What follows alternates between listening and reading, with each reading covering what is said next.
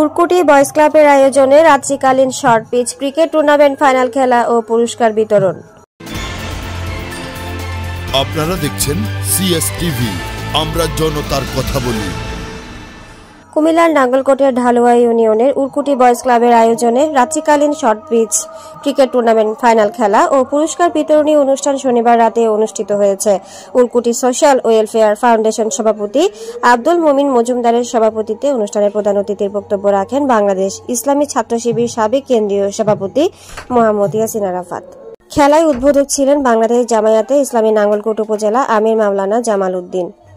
Final খেলায় অংশগ্রহণ করেন বাগরা ফ্রেন্ডস সোসাইটি ক্লাব বনাম বক্সগঞ্জ মরহুম মকবুল আহমেদ ফাউন্ডেশন। বাংলাদেশ জামায়াতে ইসলামী ঢালুয়া ইউনিয়ন সেক্রেটারি ফয়সাল আহমেদের সঞ্চালনায় অনুষ্ঠানে বিশেষ অতিথির বক্তব্য রাখেন উপজেলা সহকারী সেক্রেটারি মোহাম্মদ ইয়াসিন মজুমদার, ঢালুয়া ইউনিয়ন আমির আব্দুল হামিদ মজুমদার, সমাজসেবক ও গ্রিস প্রবাসী বেলাল হোসেন মজুমদার। এ সময় উপস্থিত ছিলেন সাবেক ছাত্রনেতা হাবিবুর রহমান মিলন, কাউসার হামিদ, ইমাম হোসেন মজুমদার প্রমুখ। অনুষ্ঠান শেষে ফাইনাল খেলায় বিজয়ী বাগরা ফ্রেন্ডস সোসাইটি ক্লাব ও রানার্স আপ বক্সগঞ্জ মরহুম মকবুল আহমেদ ফাউন্ডেশন খেলোয়াড়দের হাতে পুরস্কার তুলে দেন অতিথিবৃন্দ। আজকে উরকুটি বয়েজ ক্লাবকে ধন্যবাদ জানাচ্ছি, ওনারা চমৎকার আয়োজন করেছে। হারজিত থাকবে, তবুও এগিয়ে যেতে হবে। আজকে কেউ চ্যাম্পিয়ন হয়েছেন, কেউ রানার্স আপ হয়েছেন, সকলকে আমরা অভিনন্দন জানাচ্ছি।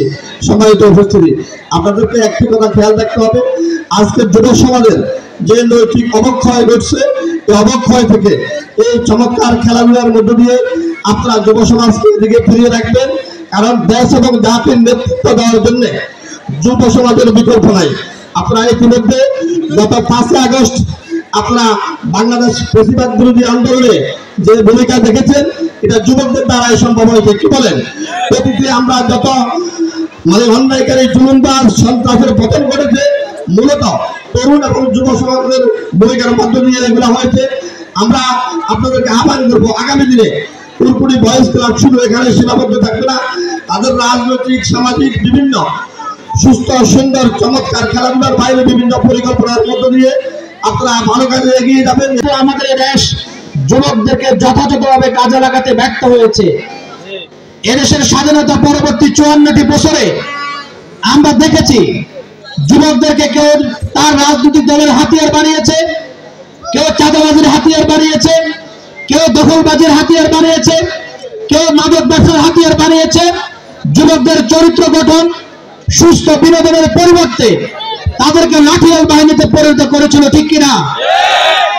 আমার বিশ্বাস আজকের এই চমৎকার আয়োজন একটি সুস্থ সংস্কৃতি বিকাশে, স্বাস্থ্যের উন্নয়নে, মাদকাসক্ত থেকে, মাদক থেকে, অশ্লীলতা বেহায়াপনা থেকে দূরে সরে নিয়ে এসে একটি সুন্দর সমাজ বিনির্মাণে আজকে এই ধরনের আয়োজন গুরুত্বপূর্ণ ভূমিকা পালন করবে। প্রিয় যুবক ভাইরা, একজন যুবক ইচ্ছা করলে নিজের জীবনকে ধ্বংস করে দেওয়ার মতো উপকরণ আমাদের আনাচে কানাচে রয়েছে, কিন্তু আল্লাহর ভয়ে ভীত হয়ে ওই কথাটি যদি স্মরণ হয়, কাল কিয়ামতের ময়দানে প্রত্যেক মানুষকে 5টি প্রশ্নের উত্তর না দেওয়া পর্যন্ত একটি কদমে এগোতে দেওয়া হবে না। তার মধ্যে গুরুত্বপূর্ণ প্রশ্ন করা হবে, যৌবনকাল কোন পথে ব্যয় করেছে। আজকে এই খেলার যে স্লোগান ধরা হয়েছে, সত্যের কথা বলা হয়েছে, সুন্দরের কথা বলা হয়েছে, প্রগতির কথা বলা হয়েছে, একতার কথা বলা হয়েছে, উন্নয়নের কথা বলা হয়েছে। আমাদের বিশ্বাস উরকুটি সহ এই অঞ্চলের প্রত্যেকটি যুবক মাদক থেকে দূরে এসে, দলীয় গ্রুপিং থেকে দূরে এসে, চাঁদাবাজি, টেন্ডারবাজি, ইপিজিং থেকে দূরে এসে, সন্ত্রাস থেকে দূরে এসে সুন্দর সমাজ বিনির্মাণে সকলে আত্মনিয়োগ করবে, ঠিক কিনা? আমরা চাই আমাদের এই যুব সমাজ দেশের জন্য ভূমিকা পালন করুক। আমরা চাই আমাদের যুব সমাজ কল্যাণকর কাজে সবসময় নিয়োজিত থাকুক। আমরা চাই আমাদের যুব সমাজ তাদের পরবর্তী প্রজন্মকে সত্যের দিশা দিবে, আলোর দিশা দিবে, সুস্থ সংস্কৃতি লালন করে সুস্থ বিনোদনের মাধ্যমে আমাদের আগামী প্রজন্মকে গড়ে তুলবে।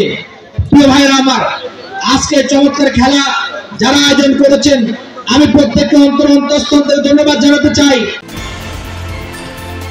আপনারা দেখছেন সিএসটিভি, আমরা জনতার কথা বলি।